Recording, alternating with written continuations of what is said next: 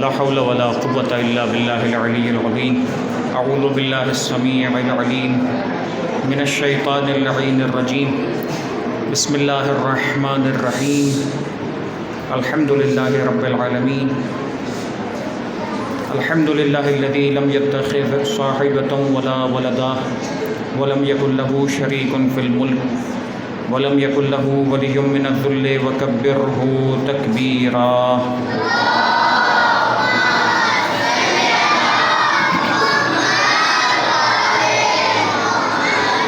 هو الله الذي لا إله إلا هو الملك القدوس السلام المؤمن المهيمن العزيز الجبار المتكبر سبحان الله عما يشركون هو الله الخالق البارئ المصور له الأسماء الحسنى يسبح له ما في السماوات والأرض وهو العزيز الحكيم والصلاة والسلام على أشرف الأنبياء والمرسلين سيدنا ونبينا ومولانا أبي القاسم محمد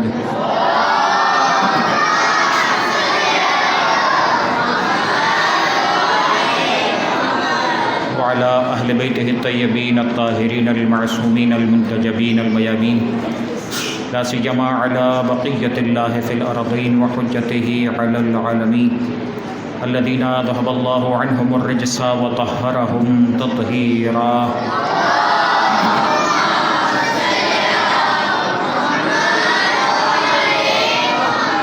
واللعنة الدائمة على أعدائهم أجمعين من يوم ظلمهم وعداوتهم إلى يوم الدين أما بعد فقد قال رسول الله صلى الله عليه وآله وسلم علی مع الحق والحق مع علی صلوات پڑھی محمد وعلیہ وسلم.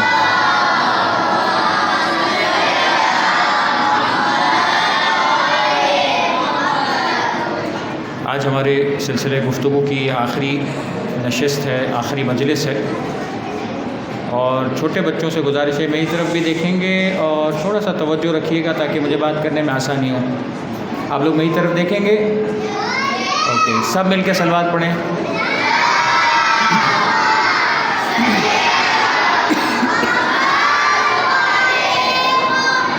آج ہم بات کر رہے ہیں مولا کائنات امیر المؤمنین علی ابن ابی طالب علیہ الصلوۃ والسلام کے حوالے سے.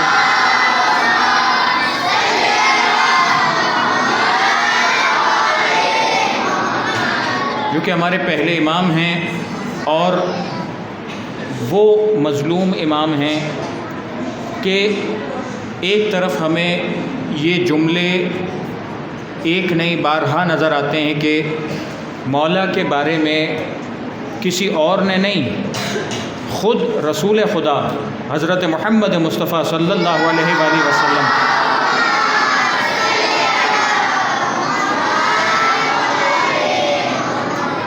کہ مولا کائنات کا حضرت علی علیہ السلام کا مقام، ان کی منزلت، ان کا شرف، اللہ کے نزدیک ان کی عزت اتنی زیادہ ہے، اتنا بڑا مقام ہے، اتنا بڑا مقام ہے کہ اس مقام کو سوائے رسول کے اور اللہ کے کوئی جانتا ہی نہیں. اور اللہ کے رسول بعض روایات میں ایسا نظر آتا ہے کہ یہ ارشاد فرماتے ہیں کہ اے علی، تمہارے اتنے فضائل ہیں، تمہارا اتنا بڑا مقام ہے اور پروردگار کے نزدیک تمہاری اتنی بڑی منزلت ہے کہ اگر میں تمہارے فضائل بیان کروں تو مجھے خوف ہے کہ لوگ سمجھ نہیں پائیں گے یا حد سے بڑھا دیں گے. اس کے لیے جملہ یہ استعمال کیا گیا کہ جس طرح سے حضرت عیسیٰ علیہ السلام کے ماننے والوں نے حضرت عیسیٰ علیہ السلام کے ساتھ کیا، لوگ تمہارے ساتھ وہی کریں گے. مطلب کیا؟ حضرت عیسیٰ علیہ السلام اللہ کے کون تھے؟ نبی تھے. جبکہ حضرت عیسیٰ علیہ السلام کے ماننے والے عیسائیوں نے کیا کیا بعد میں؟ ان کو کیا کہہ دیا کہ اللہ کا ہے نا، یعنی ان کو اپنے مقام سے اتنا بڑا کر دیا، اتنا بڑا کر دیا، اتنا بڑا کر دیا کہ پروردگار عالم نے جو معجزتاً ان کو بغیر باپ کے پیدا کیا تھا، حضرت مریم سلام اللہ علیہ کے جسم اطہر سے پیدا کیا تھا، لوگوں نے اسی بات کو دلیل بنا کر، اسی بات کو بیس بنا کر یہ کہنا شروع کر دیا کہ وہ تو اللہ کے بیٹے ہیں، بھائی جن کا کوئی باپ نہیں ہوتا ان کا باپ اللہ ہے، اور اس طرح کہہ کر حضرت عیسیٰ علیہ السلام کو اللہ کا بیٹا بنا دیا۔ اللہ کے رسول فرماتے ہیں کہ وہ زبان فضائل علی سے خاموش ہو جاتی۔ کون سی زبان؟ جو صادق ترین زبان ہے، وہ زبان کہ جو اللہ کے رسول کی وہ زبان ہے کہ جس سے ساری کائنات میں اللہ کا پیغام پہنچا ہے تو اسی زبان سے پہنچا۔ اللہ کا قرآن ساری کائنات میں اگر پہنچایا گیا ہے تو اسی زبان سے پہنچایا گیا۔ ساری کائنات کا قیامت تک آنے والا انسان اگر نجات پا سکتا ہے تو آخری نبی کی نبوت اور رسالت کا اقرار کر کے پا سکتا ہے۔ وہ زبان کہہ رہی ہے کہ علی تمہارے اتنے فضائل ہیں کہ اگر میں بیان کروں تو لوگ تمہارے بارے میں وہ کہ جو حضرت عیسیٰ علیہ السلام کے ماننے والوں نے کیا وہ کریں گے۔ اور دوسرا جملہ فرمایا، علامہ مجلسی نے اس روایت کو لکھا ہے، ایک جنگ ہے جنگ ذات السلاسل، کسی نے نام سنا ہے؟ نہیں سنا؟ کس نے سنا ہے نام؟ آپ نے سنا ہے؟ کیا ہوا تھا بتائیے؟ اوکے، سنا ہے نام، گڈ۔ ایک جنگ ہوئی تھی، بعض روایت میں ہے کہ 7 ہجری میں ہوئی تھی، 7 ہجری۔ اس جنگ کے اندر 12,000 لوگوں سے مقابلہ تھا۔ کتنے لوگوں سے؟ 12,000 لوگوں سے مقابلہ تھا۔ اب مصلحت پروردگار تھی، اور پروردگار عالم کا بعض روایتیں ہیں کہ خدا نے خود حکم دیا تھا کہ اپنے اصحاب میں سے ان لوگوں کو بھیجا جائے، یعنی اس کو سردار بنا کر بھیجا جائے۔ وہ گیا، ڈر کے واپس آ گیا۔ ایک اور کو سردار بنا کے بھیجا گیا، ڈر کے واپس آ گیا۔ پھر مولا کائنات کو بھیجا گیا، 4,000 کا لشکر لے کر گئے تھے مولا، ہر ایک کو دیا تھا وہی 4,000 کا لشکر۔ اور مولا کائنات نے جب یہ لشکر لے کر گئے تو اس لشکر کے ساتھ وہاں ان 12,000 لوگوں پر حملہ کیا۔ 120 آدمیوں کو، ایک روایت ہے کہ 120 آدمیوں کو قتل کیا اور جنگ جیت کے آ گئے۔ یہ جنگ کہلاتی ہے جنگ ذات السلاسل۔ کیوں کہا جاتا ہے ذات السلاسل؟ میں ایک ڈفرینٹ چیز بیان کر رہا ہوں، اس لیے تھوڑی سی توجہ رکھیے گا میری طرف، خاص طور پہ بڑے بچے۔ توجہ میری طرف ہے سب کی؟ یس اور نو؟ اوکے۔ ذات السلاسل اس لیے کہا جاتا ہے، سلاسل کہتے ہیں سلسلہ، عربی میں کہتے ہیں زنجیر کو، سلاسل یعنی زنجیریں۔ اللہ کے رسول نے حکم دیا تھا کہ جب تم جنگ کرو گے تو جتنے لوگوں کو، جتنے افراد کو قیدی بناؤ گے ان کو رسی زنجیروں میں باندھ کر لے آنا۔ یہ مدینہ سے بہت دور جنگ ہوئی تھی، یہاں سے قافلہ گیا، پہنچا، جنگ کی، قیدیوں کو گرفتار کیا اور گرفتار کر کے ان کافروں کو لے کر آ گئے۔ تو اس طریقے سے زنجیروں اور رسیوں میں باندھ کر لائے تھے، اس لیے اس جنگ کو کہا جاتا ہے رسیوں والی جنگ، زنجیروں والی جنگ۔ یاد رہے گا؟ ذات السلاسل کا مطلب کیا بتایا؟ زنجیروں والی جنگ، ٹھیک ہے؟ اس لیے اس کو کہا جاتا ہے کہ اس میں مولا کائنات نے دشمنوں کو زنجیر میں باندھ کر اور رسی میں باندھ کر اللہ کے رسول کے پاس پیش کیا تھا۔ یہ وہ جنگ ہے جس کے بارے میں 2 جملے فقط اور بیان کر رہا ہوں تاکہ خاکہ آپ کے ذہن میں رہے کہ مولا کائنات کی ذات کیا۔ اس کے بارے میں ایک جملہ یہ سنیے کہ جتنا خیبر میں،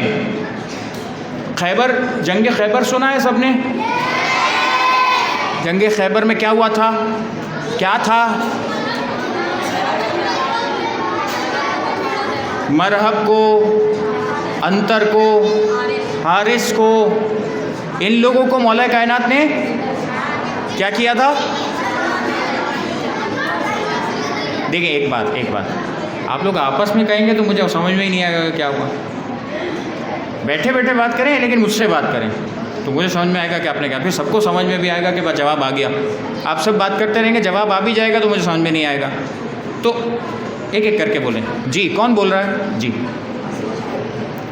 مارا تھا ان کو، واصل جہنم کیا تھا۔ اور خیبر کیوں کہا جاتا ہے؟ خیبر کا قلعہ تھا، قلعہ قموس تھا، خیبر کا قلعہ کہا جاتا تھا۔ اس خیبر کے قلعے کے اندر آپ نے ایک اور بات سنی ہوگی جو منقبتوں میں بیان کی جاتی ہے، وہ کیا؟ خیبر کا کیا تھا؟ ایک بہت بڑا دروازہ تھا جس کو 40 آدمی مل کے کھولتے تھے، اتنا وزنی بڑا دروازہ تھا۔ اور مولا کائنات نے کیا کیا تھا؟ 2 انگلیوں پہ اٹھا لیا تھا۔ اور پھر یہ بھی بیان ہوا ہے روایات کے اندر کہ جب 2 انگلیوں پہ اٹھایا تھا تو ایسا نہیں کہ مولا کائنات کے زمین پر پاؤں تھے، پاؤں بھی فضا میں تھے، ہوا میں تھے، اور اس طرح سے مولا نے اس در کو اٹھایا تھا، سارے مسلمانوں کے لشکر کو اس کے اوپر سے گزار دیا تھا، ان دشمنوں کو قتل کیا تھا، اتنا مال غنیمت ملا تھا۔ مال غنیمت کس کو بولتے ہیں؟ جنگ جب کرتے ہیں تو ایک لشکر اور دوسرے لشکر کے درمیان جنگ ہوتی ہے، جو لشکر جیت جاتا ہے وہ دوسرے کا مال لے لیتا ہے، یہ جنگ کا اصول ہے، قانون ہے۔ تو وہ جو جیتنے والے کو مال ملتا ہے اس کو کہتے ہیں مال غنیمت۔ خیبر میں جو مال غنیمت ملا تھا ایک بہت بڑا مال غنیمت تھا جو مسلمانوں کو بہت عرصے کے بعد نصیب ہوا تھا، یہ ذہن میں رکھیے گا۔ ایسا ہی یا اسی کے آس پاس مال غنیمت جب ذات السلاسل کی جنگ ہوئی تھی اس وقت بھی اتنا زیادہ مال غنیمت مولا کائنات کے صدقے میں اس تمام مسلمانوں کو نصیب ہوا تھا۔ آپ سوچیں یہ جنگ کتنی بڑی جنگ ہوگی، جیسے خیبر کی جنگ آپ سنتے ہیں، ذات السلاسل کی بھی جنگ ہے، جبکہ آپ نے سنی عام طور پر نہیں ہے۔ ایک بات ہو گئی، دوسرا حوالہ جو میں بات کو کمپلیٹ کر رہا ہوں، دوسرا حوالہ کیا؟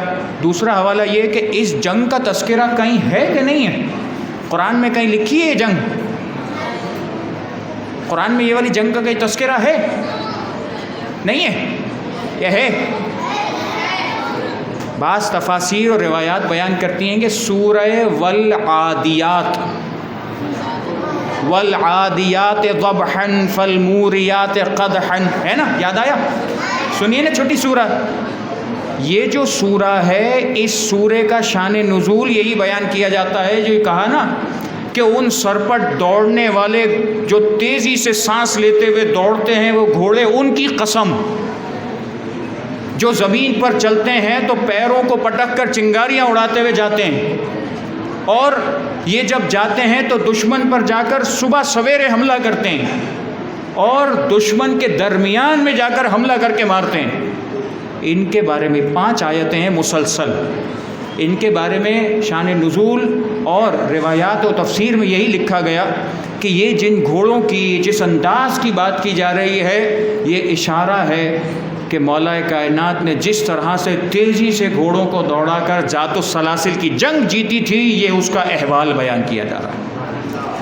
تو یہ ذہن میں رکھیے گا، کبھی موقع ملے تو یہ چھوٹی سی سورہ ہے، اس کو دیکھیے گا، پڑھیے گا، خاص طور پہ بڑے بچے، آپ لوگوں کو بہت ایزی ہے۔ کوئی بھی قرآن ترجمے والا آپ نے اٹھایا اور سورہ والعادیات کھول کے، بہت ہی چھوٹی سی سورہ ہے، چھوٹی چھوٹی آیتیں ہیں، ان کو دیکھیے، اس کے اندر واقعہ آپ کو ملے گا، آپ کو سمجھ میں آئے گا کہ پروردگار کیسے پروردگار عالم علی ابن ابی طالب کا قصیدہ پڑھتا ہے، کیسے مولا کائنات کا قصیدہ لکھا گیا۔ اور یہ ایک تو نہیں ہے، یہ ایک جگہ تو نہیں ہے جہاں قرآن مجید میں مولا کائنات کا قصیدہ لکھا گیا کہ مولا جس طرح سے گھوڑوں پر جا کر جنگ کرتے ہیں پروردگار اس کی قسم کھاتا ہے۔ مولا کائنات انگوٹھی کو کسی سائل کو، مانگنے والے کو دے دیتے ہیں، پروردگار آیت بھیجتا۔ مولا کائنات کے گھر میں مولا، ان کی زوجہ سیدہ کونین، ان کی اولاد حسن اور حسین، یہ لوگ روزہ رکھتے ہیں اور 3 دن تک یتیم و مسکین و اسیر کو کھانا کھلاتے ہیں، پروردگار سورہ دہر نازل کرتا ہے۔ جب بات آتی ہے مولا بنانے کی تو پروردگار آیہ ولایت بھیجتا، اور ڈھیروں آیات ہیں، ڈھیروں آیات، سینکڑوں کی تعداد میں آیاتیں جن کا حوالہ لکھا گیا کہ پروردگار عالم نے مولا کائنات کی فضیلت میں ان آیات کو بھیجا۔ چھوٹے بچے بیٹا میری طرف دیکھیں گے، میری طرف دیکھیں گے، میری طرف دیکھیں گے بیٹا، سب مل کے صلوات پڑھیں۔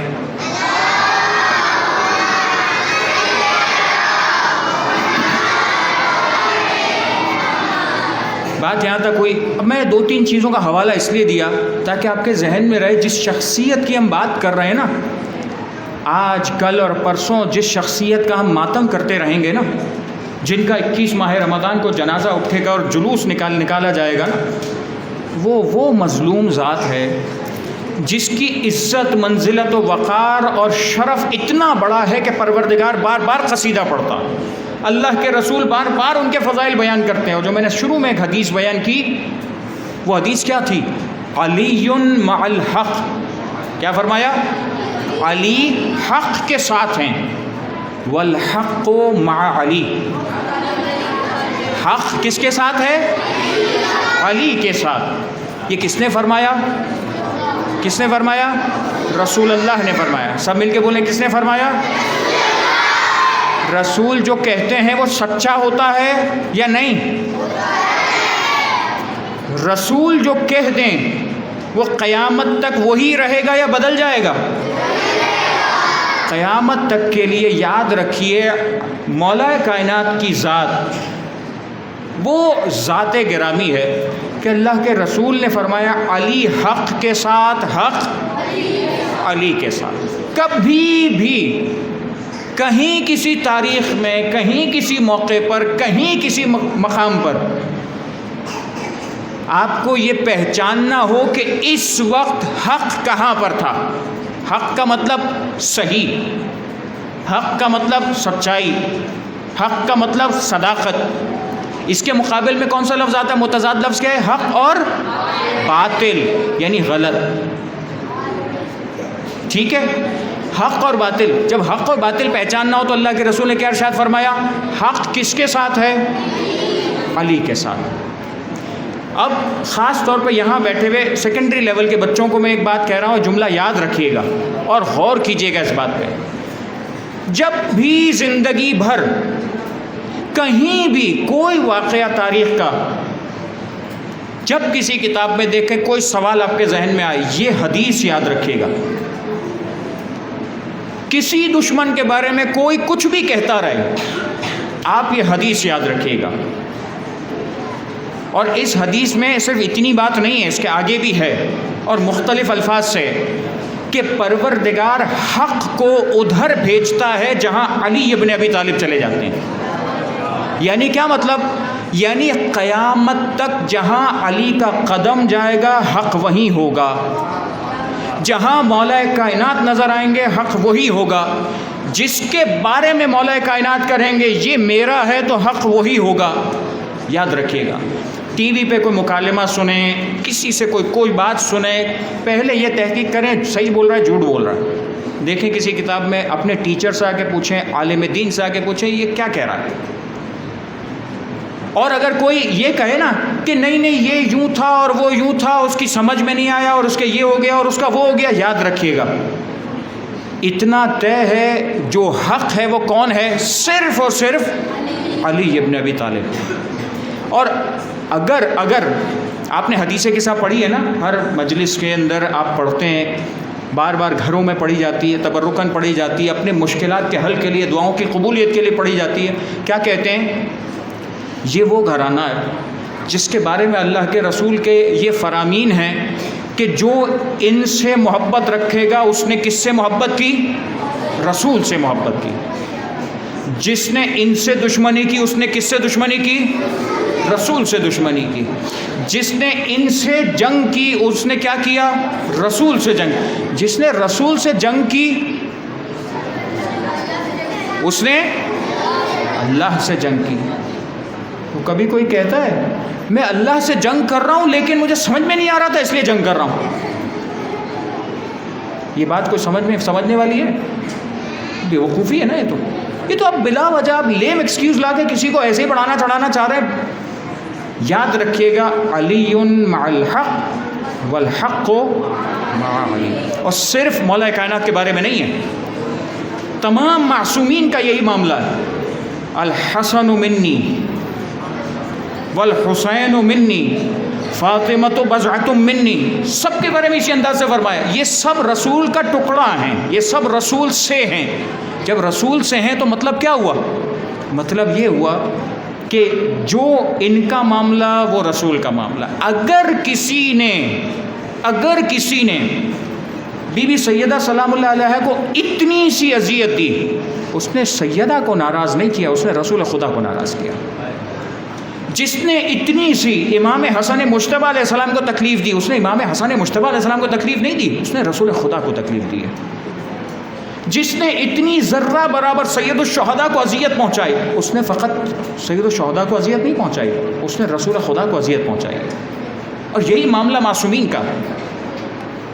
تو جب یہ طے ہے تو یاد رکھیے گا، جتنی باتیں میں اس کو بہت ہی کمپیکٹ انداز میں کہہ رہا ہوں، خاص طور پہ سیکنڈری بچوں کے لیے، اس حدیث کو ذہن میں بٹھا لیجئے۔ بہت چھوٹا سا جملہ ہے، ذہن میں بٹھا لیجئے، اپنے دماغ کے اندر فٹ کر دیجئے۔ یہ وہ حدیث ہے جو صرف ایسا نہیں ہے کہ ہم شیعوں کی کتابوں کے اندر موجود ہے، اہل سنت کی حدیثوں کی بڑی بڑی کتابوں کے اندر بھی حدیث موجود ہے، اس لیے کوئی ایسا نہیں ہے کہ کہیں ہے اور کہیں نہیں، ہر جگہ پہ علی مع الحق والحق مع علی۔ جہاں یہ سمجھنے میں مشکل ہو، جہاں کوئی سوال کرے، جہاں کوئی فیصلہ کرنا ہو کہ بھائی دو کی جنگ ہو رہی تھی، صحیح کون تھا، آنکھیں بند کر کے کہیں جہاں علی ابن ابی طالب صحیح وہی تھا، جہاں علی ابن ابی طالب حق وہی تھا، اور جو ان کے مقابل پہ آیا وہ باطل ہے۔ یہ ذہن میں بٹھا لیجئے، یاد رکھ لیجئے۔ آج اگر یہ بات بھی آپ نے ذہن میں بٹھا لی اور یاد کر لی نا، میں سمجھوں گا میری آج کی مجلس کا ایک مقصد حاصل ہو گیا۔ مولا کائنات وہ ذات گرامی جن کی زندگی میں ابتدا سے لے کر انتہا تک، آپ بعض اشعار کے اندر منقبتوں میں مرثیوں میں پڑھتے ہیں نا، بکعبہ ولادت بمسجد شہادت، کائنات میں پوری حضرت آدم علیہ السلام سے لے کر قیامت تک کیا کوئی ایک آدمی ایسا ہے جس کو خدا نے یہ شرف دیا ہو کہ کعبہ کے اندر ان کی والدہ کو بلا کر ولادت کروائی ہو؟ ہے کوئی ہو سکتا ہے قیامت تک؟ یہ ایک وہ فضیلت تھی کہ جو صرف اور صرف پروردگار عالم نے آدم سے لے کر قیامت تک کے لیے یہ فضیلت رکھی ہے، تو صرف علی ابن ابی طالب کے لیے رکھی ہے، کسی اور کو یہ شرف دیا ہی نہیں۔ اور کیسے معصوم امام، کیسے پروردگار کے برگزیدہ کہ مولا کائنات دنیا میں آئے۔ روایت یہ کہتی ہے کہ مولا کائنات کو اللہ کے رسول نے ہاتھ میں لیا اور کہا کہ کچھ سناؤ۔ بہت ہی مشہور حدیث کا جملہ ہے۔ مولا کائنات نے اس وقت سورہ مومنون کی ابتدائی آیات سنائی۔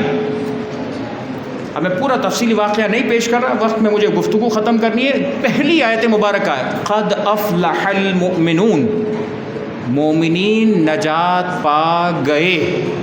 اس کا ترجمہ کیا ہے؟ سب مل کے بولیں، مومنین ہے نا۔ 18ویں پارے کی ابتدا ہوتی ہے سورہ مومنون، پہلی آیت، مومنین نجات۔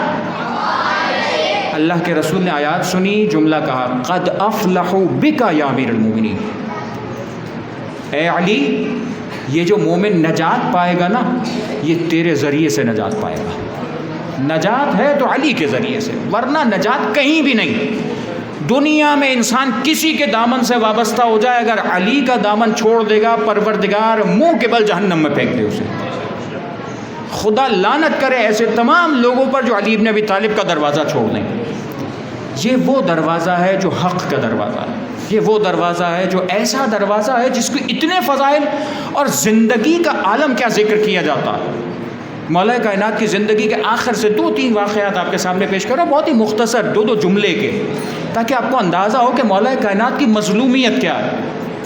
تاریخ ذکر کرتی ہے کہ مولا کائنات عید کا روز تھا۔ کون سا دن تھا؟ سب مل کے بولیں، کون سا دن تھا؟ عید کا روز تھا۔ مولا کائنات، روایت میں ذکر ہے کہ مولا کائنات سوکھی ہوئی روٹی توڑ کر کھا رہے تھے، سوکھی ہوئی کڑک روٹی توڑ کر کھا رہے تھے۔ کسی نے دیکھا، ہاں مولا آج عید کا دن ہے، عید کے دن کیا ہم ایسی پرانی روٹیاں کھاتے ہیں؟ ہم تو کبھی عام دنوں میں نہیں کھاتے یہ روٹی۔ یہ کون ہے؟ یہ کس دور کا واقعہ؟ یہ اس دور کا واقعہ ہے جہاں مولا حکومت پر تھے، خلیفۃ المسلمین تھے، تمام حکومت کے سربراہ تھے،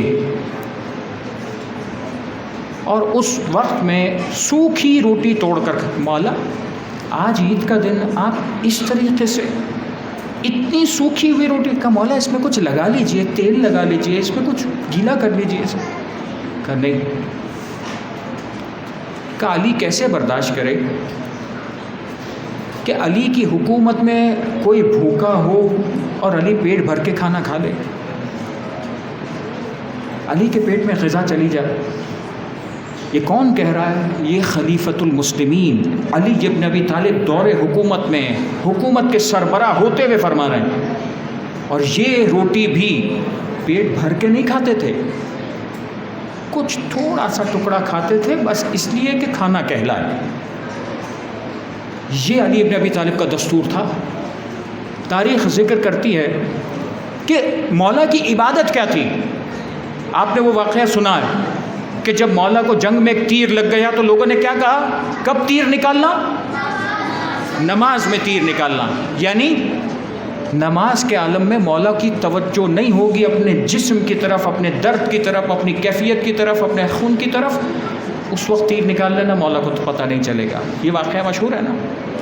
کسی نے سوال کیا مولا کے گھر کی کنیز سے، کہا بتائیے مولا کس وقت کون سے مہینے میں زیادہ عبادت فرماتے تھے؟ رجب کے مہینے میں، شعبان کے مہینے میں، ماہ مبارک رمضان کے مہینے، کون سے مہینے میں سب سے زیادہ عبادت کرتے تھے؟ ہے نا، ہم بھی ایسا کرتے ہیں نا، رجب کے مہینے میں، رجب کا مہینہ آتا ہے تھوڑی ہماری عبادتیں دعائیں بڑھ جاتی ہیں، شعبان میں اور بڑھ جاتی ہے، ماہ رمضان میں اور عبادت میں مشغول ہو جاتے ہیں. ایک سلیقہ، ایک طریقہ. کسی نے سوال کیا مولا کے گھر کی کنیز سے، مولا کب زیادہ عبادت فرماتے تھے؟ کب مولا کی پوری زندگی میں کبھی میں نے عبادتوں میں فرق نہیں دیکھا. مولا پورا سال اتنی زیادہ عبادت فرماتے تھے کہ مولا کا رجب و شعبان و رمضان و شوال سب برابر تھا. ایسی عبادت فرمایا کرتے تھے. مولا کائنات جب 40 ہجری آیا نا، مشہور جو سن شہادت لکھا گیا 40 ہجری، 40 ہجری آیا، مولا دن میں ظہر اور عصر کے بعد، ابھی جیسے ظہر اور عصر کا وقت ہوگا نا، ماہ مبارک رمضان ہے، ظہر اور عصر کی نماز کے بعد مولا درس دیا کرتے تھے، لوگوں کو نصیحت کیا کرتے تھے مسجد میں. لیکن یہ 40ویں ہجری کا ماہ رمضان ایسا تھا کہ جس میں ذکر کیا جاتا ہے کہ مولا بار بار اشارہ دے رہے تھے کہ یہ میرا آخری رمضان ہے، اس کے بعد تم علی ابن ابی طالب کو نہیں دیکھو گے. تاریخ کہتی ہے کہ ایک مرتبہ 13ویں ماہ رمضان کے بعد مولا نے اپنے گھر والوں کو، اپنے بچوں کو، امام حسن علیہ السلام، امام حسین علیہ السلام، جناب محمد حنفیہ، جناب عباس علمدار، بہت سارے بچوں کو بلا بلا کر وصیتیں کرنا شروع کر دی تھی. میرا ارادہ تھا اگر وقت ہوتا تو میں وصیت کے چند الفاظ ضرور آپ کی خدمت میں پیش کرتا، نہج البلاغہ میں ہے، لیکن اب وقت نہیں رہا، میں نہیں پیش کر رہا. مولا کائنات نے وصیت کرنا شروع کی. تاریخ کہتی ہے کہ ایک مرتبہ مولا مسجد میں تھے، ایک شخص داخل ہوا، ایک مسجد میں آدمی آیا، مولا نے اس سے پوچھا، حالانکہ مولا جانتے ہیں، پوچھا کیا نام ہے تیرا؟ کہا عبد الرحمن ابن ملجم. کہا بنی مراد سے ہے؟ کہا ہاں مولا بنی مراد سے. کہا تو جب چھوٹا تھا نا، تیری دایا غالباً یہودی تھی، تیرے منہ پہ تماچے مارا کرتی تھی اور کہتی تھی تو ناقہ صالح کی کونچے کاٹنے والا ہے. گھبرا گیا. کہا مولا آپ تو میرا بچپن پورا جانتے ہیں، آپ تو میرا ماضی جانتے ہیں. کہا میں تیرا ماضی بھی جانتا ہوں، تیرا مستقبل بھی جانتا ہوں. تیری تلوار سے میرے سر میں شگاف آئے گا، تو میرے سر پر سے تلوار مارے گا. کہا مولا کیا بات کر رہے ہیں آپ؟ یہ کافر نہیں تھا، یہ وہ تھا جو مولا کا ماننے والا تھا، یہ وہ تھا جو مولا کے ساتھ بعض جنگوں میں شریک ہوا تھا. لیکن جب دنیا انسان کو دھوکہ دیتی ہے، جب شیطان انسان کو دھوکہ دیتا ہے تو انسان کس طریقے سے گر جاتا. بس اس سے زیادہ میں وضاحت نہیں کر پاؤں گا. فرمایا کہ مولا اگر یہ ایسی بات ہے تو آپ مجھے بھی قتل کر دیجیے. کہا نہیں، جرم ہونے سے پہلے ہم واقعے کی سزا نہیں دیا کرتے. ایسا کیسے؟ ابھی تو تم نے جرم نہیں کیا تو ہم سزا کیسے دے دیں؟ لوگوں نے کہا مولا آپ فرما رہے اللہ کے رسول نے آپ کو بتایا ہے کہ یہ آپ کا قاتل ہے، تو آپ نہ کریں، کسی کے ذریعے سے کو قتل کروا دیں، تو یہ رہے گا نہیں تو آپ کو قتل بھی نہیں کرے گا. کہا نہیں، اللہ کے رسول نے مجھے یہ بتایا یہ میرا قاتل ہے، یہ نہیں بتایا میں اس کا قاتل ہوں. کہا مولا کیا کروں؟ کہ اگر بچنا چاہتا ہے تو یہاں چھوڑ کر دور چلا جا. ابن ملجم چلا گیا اور تاریخ کہتی ہے کہ پھر 18ویں ماہ رمضان کو، نہیں آج 18ویں ماہ رمضان، 18ویں کو پلٹا، اب کسی کو نہیں بتایا، پورا منصوبہ بنا کے آیا تھا. اب شیطنت دماغ پہ چڑھ چکی تھی، مولا کے قتل کا منصوبہ بنا کر آیا تھا اور اب چاہتا تھا کہ مولا پر حملہ کرے اور مولا کو شہید کرے. زہر میں بجھی ہوئی تلوار مولا پر حملہ کرنا چاہتا ہے. 18ویں کا دن گزرا. تاریخ کہتی ہے کہ یہ وہ دن تھا کہ جس میں مولا اپنی بیٹی جناب ام کلثوم کے گھر پہ افطار میں گئے، اور جب افطار میں شہزادی نے نمک رکھا، دودھ رکھا، تو مولا کائنات اپنی بیٹی سے کہنے لگا، اچھا یہ پہلی مرتبہ افطار نہیں تھا، بیٹیوں کے گھر جاتے تھے مولا، لیکن یہ عجیب معاملہ تھا، آج کی شب کا عجیب معاملہ تھا. کہنے لگے بیٹا کبھی تو نے دیکھا ہے کہ تیرے باپ نے ایک وقت میں 2 غذائیں استعمال کی ہوں؟ شہزادی نے چاہا نمک اٹھا لیں تاکہ دودھ مولا پی لیں اور مولا کو دودھ کی ایک طاقت رہے. کہا نہیں بیٹا دودھ اٹھا لے، میں نمک کھانا چاہتا ہوں. اتنی سادی غذا سے افطار کرنے والا آقا جو مشکل کشائے کائنات ہے، جو کائنات کا مشکل کشا ہے، جس نے ہر موقع پر اسلام کا ساتھ دیا ہے، جس نے ہر جنگ میں رسول کو جنگ جتوا کر دی ہے، یہ وہ علی ہے. آج کی شب میں جب شہزادی ام کلثوم کہتی ہیں کہ میرے بابا نے اس رات میں جب باہر گئے ستاروں کو دیکھا، اور ایک مرتبہ نہیں 3-4 مرتبہ ایسا ہوا کہ آسمان کی طرف دیکھتے تھے، جملہ کہتے تھے انا للہ و انا الیہ راجعون.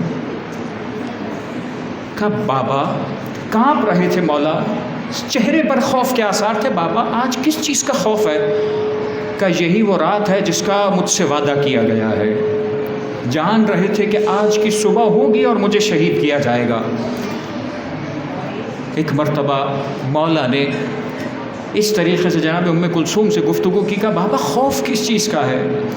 کہا دیکھ بیٹا علی نے کسی سے کبھی خوف نہیں کھایا، بڑے سے بڑے شجاع عرب کے سامنے کبھی علی گھبرایا نہیں، لیکن آج معاملہ یہ ہے کہ آج مالک الملک کی بارگاہ میں جانا ہے، آج قادر مطلق کی بارگاہ میں جانا ہے، آج اس پروردگار کی بارگاہ میں جانا. یہ خوف اس پروردگار کا ہے.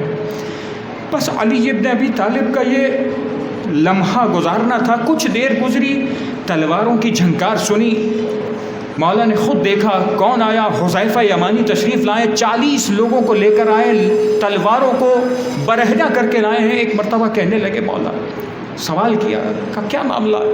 کہ مولا آپ روزانہ کہہ رہے ہیں کہ یہ ماہ رمضان آخری ہے، ہم سے رہا نہیں جاتا، ایسا نہ ہو ہم غافل رہ جائیں، کوئی آپ پر حملہ کر دے، ہم کیا منہ دکھائیں گے؟ مولا ہم سے برداشت نہیں ہوتا، ہم آپ کے گھر کا پہرا دیں گے، کسی کی مجال نہ ہو کہ آپ پر حملہ کر سکے. مولا کہتے ہیں کہ اے حذیفہ میں کون ہوں؟ کہ مولا آپ آقا ہیں. کانپنے لگا کہ میں حکم دیتا ہوں حذیفہ واپس چلا جا. حذیفہ تلوار کو ڈیام میں ڈالا، مڑ مڑ کر دیکھتے تھے. ذہن میں سوال تھا ایسا نہ ہو یہ وہی شب ہو کہ جس دن میرا مولا شہید کر دیا جائے.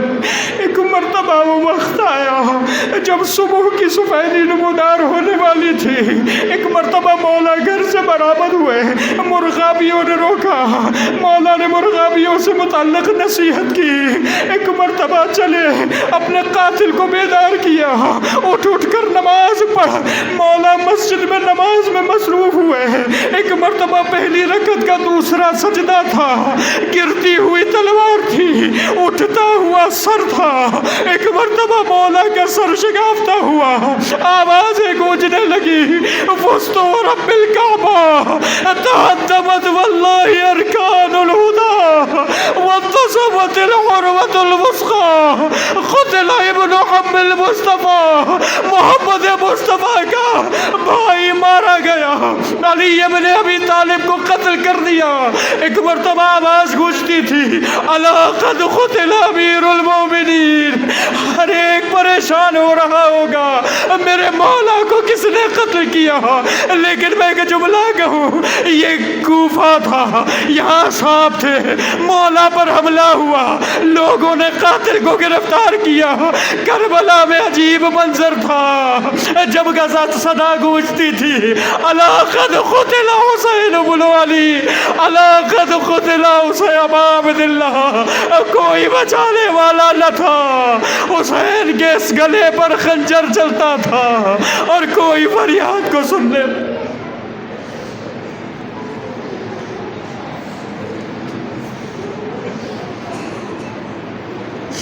الا ولعنۃ اللہ علی القوم الظالمین وسیعلم الذین ظلموا ای منقلب ینقلبون۔ پروردگارہ تجھے واسطہ محمد و آل محمد کا ہمارے اس خلیل توسل کو قبول فرما، دنیا اور آخرت کا ہر خیر ہم سب کو عطا فرما، دنیا اور آخرت کے ہر شر سے محفوظ فرما۔ مالک تجھے واسطہ محمد و آل محمد کا ہم سب نے جو یہاں بیٹھ کر ذکر پڑھا سنا، پروردگارہ اسے اور بہتر انداز سے سیکھنے سمجھنے اس پر عمل کرنے کی توفیق عطا فرما۔ پروردگارہ تجھے واسطہ محمد و آل محمد کا اس بابرکت ترین شبوں کا واسطہ ہم سب کے ہمارے مرحومین کے گناہ کبیرہ و صغیرہ کی مغفرت فرما، اعلیٰ علیین میں تمام معصومین سے انہیں ملحق فرما۔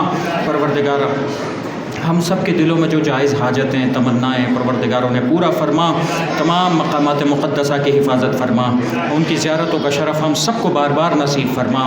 پروردگارہ تجھے واسطہ محمد و آل محمد کا جو بیمار ہیں ان بیماروں کو شفا یاب فرما، تمام پریشان حالوں کی پریشانیوں کو دور فرما، تمام مومنین و مومنات کو ہر امتحان و آزمائش میں کامیاب و کامران و سرفراز فرما۔